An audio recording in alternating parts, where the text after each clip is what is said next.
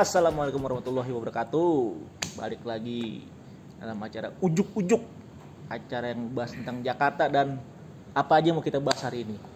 Iya kan? Betul. Serah kita mau bahas apa aja. Iya. Kan kita masuk bulan Juni ya. Bulan Juni tuh bulan yang penuh hikmat. Penuh nikmat, Bang. Oh, dengan meninggi Rijal nih. Kita akan ngebahas tentang ulang tahun Jakarta. Sejarah Jakarta dan juga apa Viv? Kontroversi. Iya, kontroversi di balik penetapan 22 Juni ya sebagai hari lahir kota Jakarta yang akan dibahas oleh Bang Jiji Rijal nih.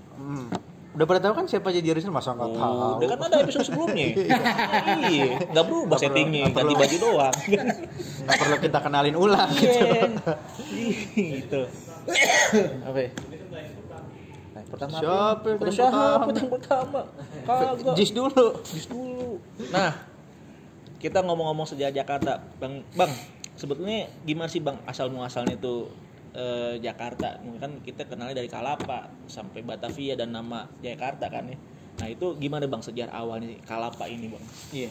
Ya, kalau kita ngelihat peta dan sumber-sumber lama emang yang digunakan kan kata Kalapa ya. Misalnya ada peta ditemukan KF Hole, itu peta salah satu yang tertua yang buat orang Nusantara itu menyebut beberapa kota bandar itu pakai nama Kalapa. Terus dalam sumber-sumber Cina nyebutnya Yangcheng artinya kota kelapa. Yangcheng. Iya. Terus kata Sunda Kalapa itu baru muncul di sumber Portugis. Oh iya, jadi orang Portugis datang di abad ke-16 kemudian melaporkan dari 7 kalau nggak salah ya kota bandar dari pelabuhan Sunda kota kerajaan Sunda itu yang terbesar gitu namanya Kumda Kalapa. Kemudian ya menurut Jansana gitu. Kemudian kita itu karena itu sumber yang dianggap valid tertua maka kita menyebutlah mengenal kata Sunda Kalapa. Jadi pada periode itu kota Bandar Kalapa itu menjadi bagian dari kerajaan Sunda, menjadi pelabuhan dari kerajaan Sunda. Nah, habis itu baru berevolusi kan, kolonialisme datang, kemudian membuat kota benteng Intramuros. Mereka kasih nama Batavia, tapi itu nama menurut keinginan dari Hiren 17.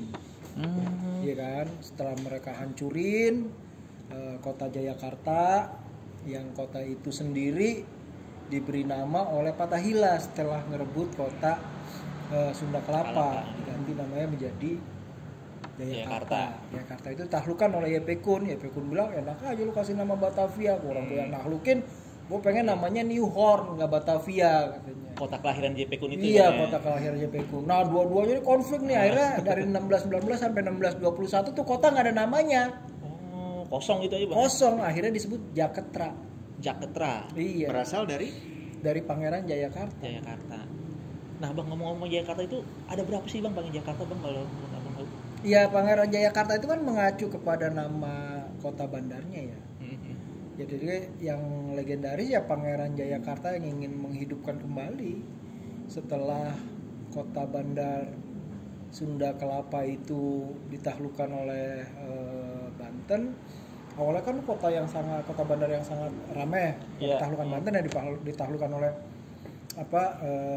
Fatahillah atas permintaan Sultan Trenggono mertuanya gitu.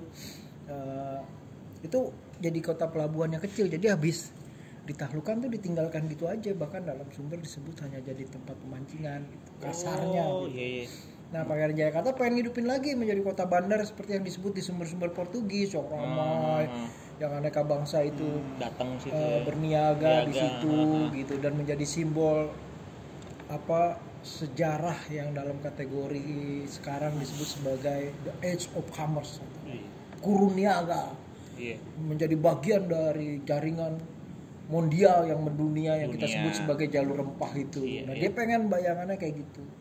Hidupin lagi gimana supaya kota Sunda Kelapa itu yang namanya Jayakarta itu benar-benar jaya. Benar-benar sejahtera. Sesuai dengan nama nih. Iya. Gue mau nanya nih Bang, lokasinya sebenarnya di mana sih Bang? Inti dari yang kota ini dibangun Kalapa itu ya dari di mana gitu. Nah itu sebenarnya ada satu litografi ya yang menggambarkan akhir dari kota Jayakarta itu. Jadi ada masjid, ada kayak semacam keratonnya gitu ya. Nah tapi kita bisa lihat bahwa bangunan-bangunan itu bukan dibuat oleh material yang bisa permanen gitu. Ya bayangkan dibuat dari kayu, bambu, kayak gitu ya. Sehingga dia ada bataknya, tapi kan waktu YP Kun menyerang kan semua dihancurkan, diratakan begitu ya untuk dibangun kota yang baru. Nah, jadi kita hanya punya sumber litografi itu yang bisa menggambarkan kota Jayakarta itu. Nah, besok tuh gue mau bikin tour tuh tanggal 12 tuh yang mau ikutan Juni Juli tur jadinya sejarah kota air. Jadi kita mau baca bagaimana kota Jayakarta itu sebagai kota air, karena dia di tepi Rote Rivier atau Sungai Ciliwung yang sekarang tuh kalau lo tanya letaknya di mana ya Hotel Omni Batavia. Itulah letak dari Keraton Jayakarta itu di Hotel Omni Batavia itu. Makanya tuh kan banyak terjadi penyesalan ketika di situ dibangun hotel itu. Harusnya kan ada eskapasi yang besar. Tapi kan waktu itu yang namanya TACB, TSP itu kan belum punya gigi ya. TSP belum ada, jadi itu hotel ada berdiri di atas posisi yang diperkirakan adalah keraton dari kota bandar Jayakarta. Itu tanggal 12 Bang ya? Tanggal 12 itu kita mau bikin, jadi peralihan dari kota air Jayakarta ke kota air Intramuros Batavia. Dan ini ditayangin dua-dua. Artinya sudah ada nih. Nah, tinggal kasih slide aja nanti. Tinggal kasih slide aja ngantuk. Nah, yang nama Batavia Bang, itu sebenarnya siapa yang milih Bang? Ya nama gue baca di Alwi Sahab, salah satu tukang cerita soal Jakarta, katanya itu ketika Belanda mabuk maka lahirlah nama Batavia gitu. Bukan Belanda mabuk, itu permintaan dan hasil dari pertemuan Hiren Seventeen. Nah, Hiren Seventeen itu para penanam modal. Jadi orang yang punya saham di dalam kan VOC ini bukan negara, VOC ini perusahaan dagang yang sekelas dengan perusahaan multinasional kayak Microsoft sekarang bahkan gitu modalnya gitu. Saking dia besarnya begitu. Nah, jadi ini bukan keputusan hasil mabok begitu. Ini keputusan yang serius dan sampai ada konflik dengan YP Kun. YP Kun kan disebut bapak pendiri kolonialisme bukannya kota Batavia gitu. Sampai dibuat patungnya dan dirobohin kayak gitu. Kemudian dikasih nama jalan kayak gitu. Jadi itu persoalan yang serius, dan konflik untuk menyebut nama kota itu tuh menggambarkan bahwa itu urusan yang serius gitu nama itu. Benar-benar banyak pala di Bang itu Bang ya. Iya, ada pertentangan, ada dua arus besar. Satu arus orang yang punya jasa penting untuk membuat kota itu benar ada gitu ya. Membuatnya ya bersama orang-orang Tionghoa, sahabatnya si Sobengkong, sahabatnya YP Kun. Dan tuan-tuan yang cuma ongkang-ongkang kaki di sana gitu, modal gitu, nggak menyeberang lautan yang berbulan-bulan gitu, nggak bawa perempuan, sehingga harus berkawin dengan nyai-nyai gitu. Gundik ya. Bang, kalau misalkan kita ngomong Batavia, awal luas Batavia tuh dari mana ke mana sih? Bahkan dulu kita lihat ada bentengnya, benteng, kastil, terus juga kalau misalkan di luar benteng disebutnya Om London. Nah itu gimana Bang? Iya, itu kan awalnya kan Kastil Batavia ya, jadi itu yang disebut sebagai Intramuros atau kota benteng ya. Itu wilayahnya kecil sekali ya, bahkan ketika dia berkembang ditambah dengan balai kotanya begitu, jadi wilayahnya tuh hanya sampai ke Ancol, ke Angke, Museum Sejarah Jakarta hari ini, sampai ke Pakhaisen itu Museum Bahari gitu. Kita termasuk kuburan Habib Hussein Al-Idrus luar Batang itu. Nah itu wilayah sekecil itu. Nah di luar wilayah itu Glodok itu tuh Om London ya. Jadi setelah peristiwa 1740 orang-orang Tionghoa tuh harus keluar dari dalam kota. Di mana? Ya di pecinan namanya, kemudian tapi kita nggak nyebut pecinan, kita nyebutnya glodok. Ya itu penembakan meriam, bayangin coba. Jadi kalau lu sampai berontak lagi, meriamnya tinggal jegur gitu. Ya itu Om London itu. Di luar. Jadi bayangin itu. Nah ketika kemudian ada epidemi ya, wabah besar, malaria gitu ya, mulai tahun 1730-an gitu. Udara menjadi sangat tidak sehat, penyakit-penyakit aneh namanya misal Remeterendero Korsten, maut mati mendadak begitu ya. Malam ini kita ngumpul bertiga, besoknya 2 mati gitu. Ya, bisnis yang paling menjanjikan peti mati gitu. Nah, orang pada mulai bergerak pindah ke kawasan ke lebih selatan yang disebut sebagai Omelan dan Batavia, tapi Omelan itu lebih luas. Selatan sampai ke Bogor itu tuh disebut sebagai Omelan. Bogor yang Jawa Barat. Yang kemudian dibikin istana itu kan dia oleh Fortenhof. Iya. Gubernur Jenderal setelah 1740 ya kan. Nah, jadi yang berusaha memperbaiki kota setelah ditinggalkan oleh Falkner itu Gubernur Jenderal setelah 1740 itu disebutnya sebagai kawasan Omelan. Jadi kayak misal kita ke Jalan Gajah Mada hari ini ada Arsip Nasional, itu kan rumahnya Mosel itu ya kan. Nah itu juga Omelan itu. Udah termasuk di luar situ. Iya, cuma ada kawasan yang namanya Weltevreden yang kemudian menjadi sangat terkenal, yang awalnya tempat orang ngangon sapi iya, kerbau segala macam, masih ada litografinya itu yang punya yang bikin Depok Cornelis Castellet. Nah itu Omelan tapi kemudian menjadi New Batavia ketika Batavia yang lama yang disebut Old Batavia itu ditinggalkan karena wabah itu. Iya, karena wabah. Mereka itu kota yang jompo, kota yang tua, kota yang udah nggak patut ingat-ingat lagi, banyak masalah kayak gitu. Karena itu mereka pindah ke kota baru dan nyebutnya New Batavia dan disebut juga Weltevreden. Jadi kalau Anda tidak puas dengan yang lama, jangan cari yang baru. Anda company sekali. Jadi benar kok ngerti. Bang, berarti kalau misalkan dulu kan ada berapa benteng Bang ya? Ada di Ancol kan kita tahu ada benteng juga, terusnya di pojokan mana Keramat ya? Ada benteng. Apakah pas pembangunan Weltevreden dan pembangunan New Batavia itu menggunakan bahan baku dari kastil, bahan baku dari tembok Batavia dan juga benteng-benteng yang dulu reruntuhan ini, apakah puing mengambil bahan dari sana gitu, karena mungkin kalau kita lihat kosnya lebih murah apa gimana Bang? Kan pernah ada cerita seperti itu. Iya, sebenarnya waktu mereka pindah itu kan mereka hancurin tuh semua gedung-gedung. Jadi kalau hari ini kita banyak nggak punya gedung-gedung tua dari periode zaman VOC, itu sebenarnya bukan salah kita sendiri, walaupun kita juga banyak salah karena nggak ngurus gitu kan. Dalam periode yang panjang, jadi sama besarnya lah dosa kita tuh sama company ketika pindah tuh dihancurin, terus bahan-bahannya dibawa. Nah itu yang melakukan tuh Daendels, dan mulai mereka bikin istana di kawasan Weltevreden yang sekarang namanya Waterloo itu ya. Iya, namanya namanya Kementerian Keuangan lapangan Banteng situ ya. Banteng, iya. Nah itu kan kalau kita lihat tuh sekarang ya istana yang sangat mewah itu. Berbaris itu luar biasa. Gedung gede lah. Itu sejarah yang penting ya, tapi kan sekarang dilupakan gitu. Nah itu jadi memang menggunakan material dari dari Batavia itu iya, karena memang waktu itu kere gitu dan harus menahan serangan, harus ada material dengan cepat, ya material yang ada ya itu yang dipakai. Tapi sayangnya di sana itu Daendels nggak merasakan Bang ya. Iya, Daendels dibilang cuma ngebangun, yang menikmati bukan dia. Orang setelahnya. Tapi kan Daendels menikmati ngejual Istana Bogor dengan harga yang fantastis. Jadi kalau ada yang muji-muji Daendels itu baik hati, baik budi, membayar begini-begini, dia korup, jelas sangat korup. Dan korup itu jadi karena dia bekerja sama dengan orang hukum gitu ya, bagian hukum Ratvan India atau apa ya itu untuk pengadaan surat-surat tanah bahwa dia pemilik sah, dan kemudian dia menjualnya gitu dengan nilai yang sangat fantastis. Dan memang tugasnya dia nyari duit kok.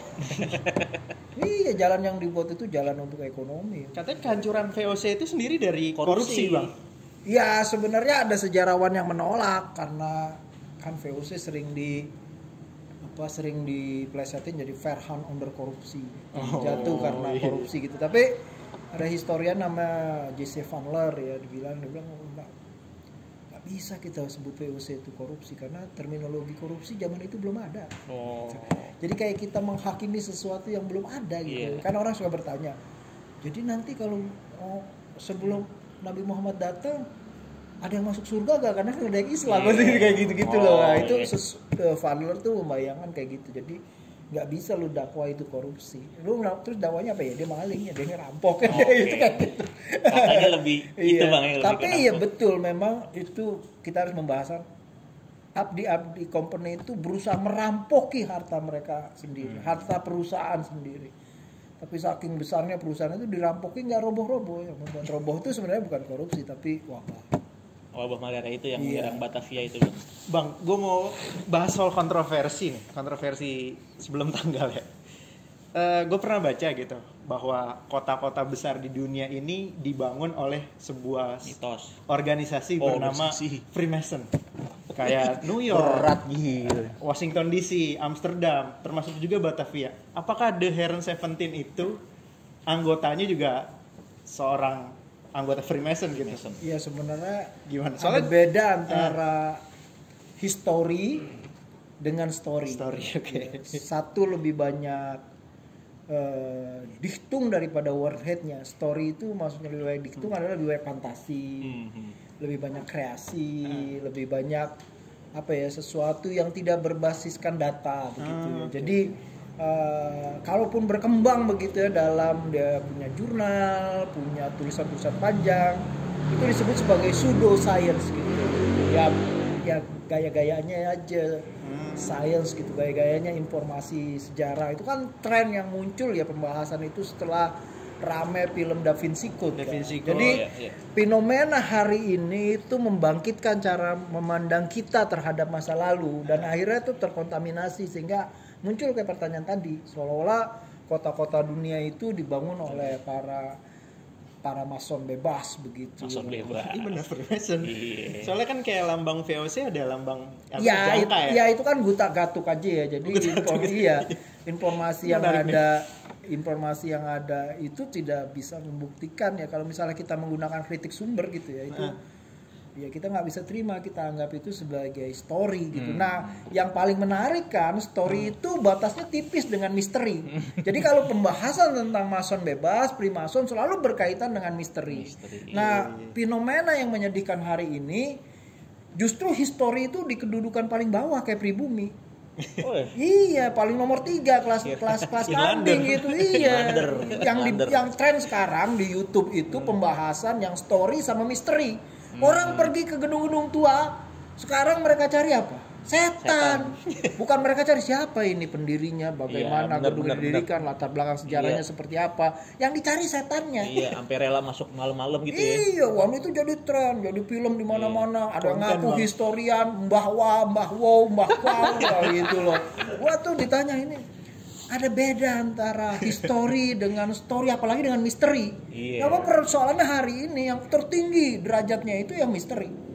Paling tinggi sekarang. Paling tinggi, paling viral gitu loh ya. Story ya, sudra dong. Ya story ya kayak kita lah sebelum VOC pergi, sebelum kolonialisme pergi ya itulah history hari ini. Iya. Nah itu Viv. Jadi keset. Bang gue mau nanya lagi nih.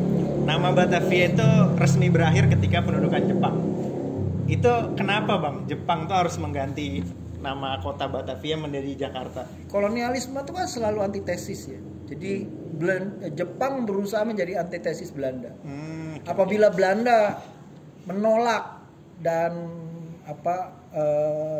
melarang penggunaan bahasa Indonesia, kayak Tamrin gitu kan berjuang. Sepak bolanya juga merah putih begitu kan. Lawan bahasa Indonesia gitu kan. Nah, Jepang tuh terbalik. Persija harus ganti nama. Ganti Persija. Iya kan? Nah, kayak gitu-gitu loh. 4-2 ya. Iya kan? Itu politik antitesis. Jadi Jepang untuk meraih orang pribumi yang udah benci banget sama Belanda diberi gulanya tuh bahasa salah satunya gitu. Terus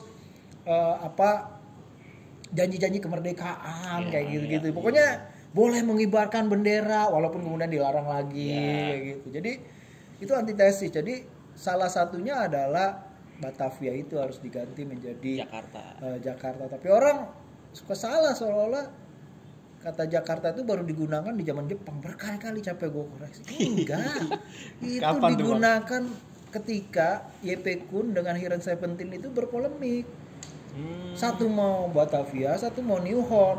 Disitulah muncul kata Jakarta. Jakarta ya. Iya.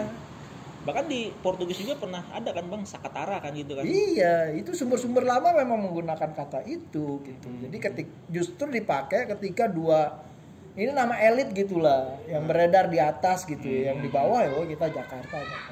Berarti memang idiom Jakarta udah ada dari lama Bang ya, Iya. bukan pas tahun 40-an aja gitu kan. Gimana Fasis nih? tuh yang pengen itu. Woi. Bang, Jakarta usianya tuh udah bulan Juni ya, 22 Juni 2022, 495 nih. Sebenarnya tanggal 22 Juni itu ditetapkan oleh siapa dan kenapa tanggal itu dipilih gitu Bang? Sahih apa doif gitu ya? Iya, gitu maksudnya. Ya ulang tahun itu kan banyak kota tuh lebih banyak urusan politik daripada urusan sejarah. Oke. Lebih banyak urusan Kepentingan. apa, bukan histori lah gitu ya. Jadi itu kesepakatan para politisi ya, termasuk Jakarta itu kan kita harus lihat bahwa habis ibu kota pindah, terus Soekarno nggak pernah menetapkan benar-benar di Jakarta itu sebagai ibu kota, baru nanti tahun 62, 64 mulai kelihatan gitu ya clue-cluenya, dan setelah itu Soekarno nggak pernah pengen pindah gitu ya. Kalau ada yang bilang, wah Soekarno pengen pindah ke sini, wah itu gue berani bertarung gitu ya, kita berdebat di atas meja, benar gak Soekarno pengen pindah ibu kota? Pindah ibu kota. Iya, nggak pernah Soekarno pengen pindah ibu kota. Oh itu saya, oh itu Palangkaraya, enggak, itu ibu kota permintaan Komintern, itu komunisme internasional. Nah jadi waktu kita habis merdeka itu ada semangat nasionalisme yang besar. Jadi itu mempengaruhi pandangan kita juga. Jadi kita harus punya nih hari ulang tahun, bukan hanya untuk merayu Soekarno supaya menetapkan ini jadi ibu kota setelah pindah, tapi juga untuk merayunya lebih kuat harus menggambarkan semangat nasionalisme yang bisa menghantam kekuatan asing, kekuatan Eropa. Nah muncullah itu kekuatan dari sejak awal orang asing tiba kita sudah bertempur dengan melawan, menolak kekuatan asing. Siapa itu? Portugis. Nah munculnya tanggal 22 Juni 1527. Nah, itu atas perintah wali kota Sudiro. Waktu itu Jakarta masih wali kota ya. Iya, wali Belum kota gubernur Praja, ya, kota Praja, ya. Praja. Nah, permintaan Sudiro itu Sukanto nyari dalam beneran artian nyari, dicari-cari begitu karena barangnya nggak ada gitu loh. Itu dicari-cari gitu. Jadi dia gunakan namanya Pranoto Wongso itu. Pranoto Wongso ya. Jadi ilmu hitungan kayak petungan Jawa gitu, menghitung tanggal baik, bulan baik gitu. Jadi nah itu yang membuat kemudian ketika tanggal itu dikeluarkan 22 Juni 1527 kritik banyak tuh Bang ya. Sukanto ini dikritik, Profesor Sukanto dikritik oleh profesor yang lain namanya Husein Jayadiningrat.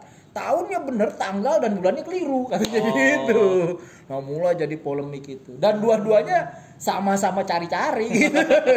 Husein Jayadiningrat mencari-cari seperti juga Sukanto mencari-cari. Jadi sebenarnya dua profesor ini berdebat untuk sesuatu yang sebenarnya tidak punya alas bukti gitu. Si Sukanto pakai Pranoto Wongso, si Jawa, si Husein pakai Pranoto Wongso Islamis itu ya. Ya. Makanya itu kan sekarang suka ada tulisan bahwa banyak kota dibangun dengan mitologi, itu dengan mitos, masuk dengan Roma dan Jakarta juga termasuk tuh kayak gitu. Bang, tapi kalau ngomongin Jakarta kita nggak lengkap kalau ngomongin Betawi Bang. Nah, setahu Abang kapan sih kata Betawi itu muncul Bang? Ya kalau kita baca sumber-sumber pribumi ya, karena kita kan selalu bacanya sumber-sumber Eropa ya. Misalnya kalau kita baca sumber-sumber pribumi terkait yang menceritakan penyerangan Sultan Agung itu udah menggunakan kata Betawi. Betawi ya. Itu menarik itu. Ya. Jadi kita dapat informasi dengan sumber-sumber tradisi ya bahwa kata Betawi itu bukan kata yang baru muncul nanti setelah perkumpulan kaum Betawi yang dibikin Husni Tamrin katanya ada gitu ya. Tapi sebelumnya juga kan ada mualim terkenal yang jadi imam di Mekah namanya Syekh Junaid Al-Batawi sebelum perkumpulan itu muncul gitu ada. Tapi kalau kita baca sumber-sumber lokal paling enggak kan kalau penyerangan itu 1628 kan itu dari tahun nggak jauh beda dari mulai berdirinya kota Batavia. Jadi kata itu udah digunakan lama begitu karena dari sumber-sumber lokal itu artinya itu nama yang hidup di antara kawasan sebelum orang-orang Eropa datang ya sebagai penyebutan untuk kelompok etnik yang tinggal di kota bandar kelapa gitu. Tapi memang sebetulnya pencampuran atau memang benar-benar Betawi gitu. Suku Betawi itu emang mendiami di situ atau emang kita tuh gabungan dari suku mana-mana ya, sebenarnya membentuk Betawi itu? Jawabnya mudah itu. Jawabnya adalah dengan arkeologi.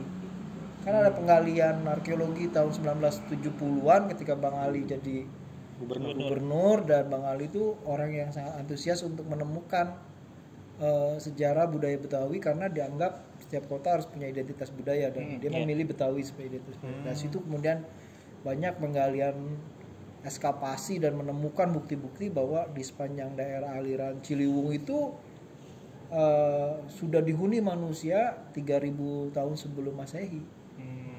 Nah, masyarakat inilah yang kemudian berkembang dan kemudian melahirkan kota bandar.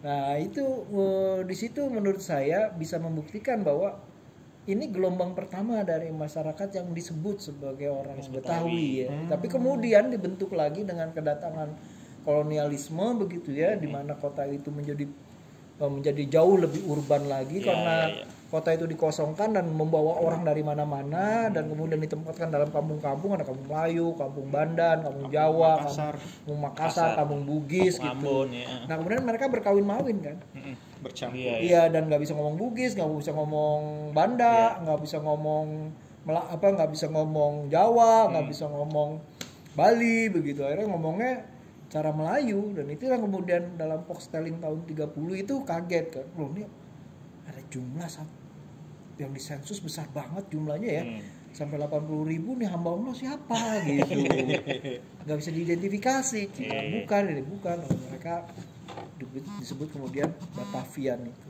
Batavian dan akhirnya jadi Betawi itu. Ya kemudian orang bilang itulah awal munculnya orang Betawi di abad ke 19 gitu, padahal ada studi yang paling baru lagi bilang enggak.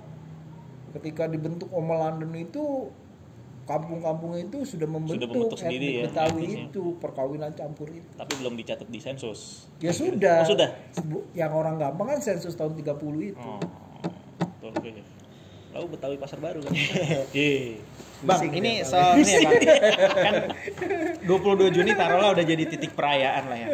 Nah, biasanya apa ya? Ada suatu tradisi gitu, Bang. Tradisi apa sih yang biasa dilakukan untuk merayakan ulang tahun Jakarta? Yang gua tahu sih ada ini ya dulu Pasar Gambir terus Pekan Raya Jakarta. Pasar Gambir itu kan bukan untuk ulang tahun Jakarta, ulang tahun Ratu Belanda. Iya, betul. Kemudian tapi Pasar Gambir itu yang menginspirasi Bang Ali untuk bikin Jakarta Fair. Dulu namanya Jakarta Fair.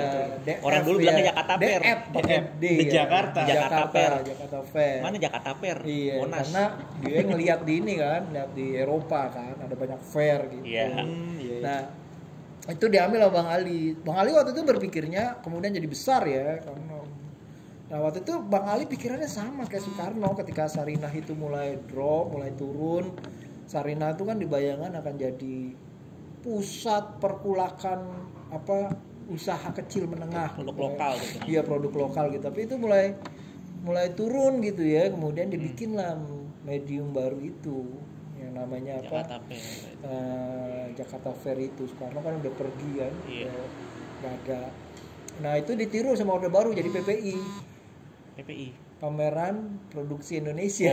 Itu sama itu. Padahal Bang Ali dulu suruh ambil Soeharto, tapi Soeharto nggak mau. Ambil aja Jakarta Fair itu kan udah jadi nasional gitu. Nah akhirnya jadi PRJ Bang ya? Ya PRJ itu kan juga di zaman Bang Ali itu sebenarnya berubah namanya itu. Bahkan Bang Ali kan orang tuh juga suka salah ya. Gue berkali-kali nulis itu bahwa PRJ itu tempatnya di Monas gitu, tempatnya kemudian dipindahin ke Kemayoran. Enggak. Bang Ali tuh nggak pernah pengen tempatnya di Monas. dan Aslinya nggak ya? pernah ngebayangin tempatnya itu di Kemayoran. Dia udah punya tempat di Ancol. Oh. Itu Jadi baru lagi baru tahu. dia membayangkan PRJ itu harus menyimbolkan tanah dan air, karena itu dia harus ada di kawasan pantai. Kan sebutan lain dari Indonesia tanah air.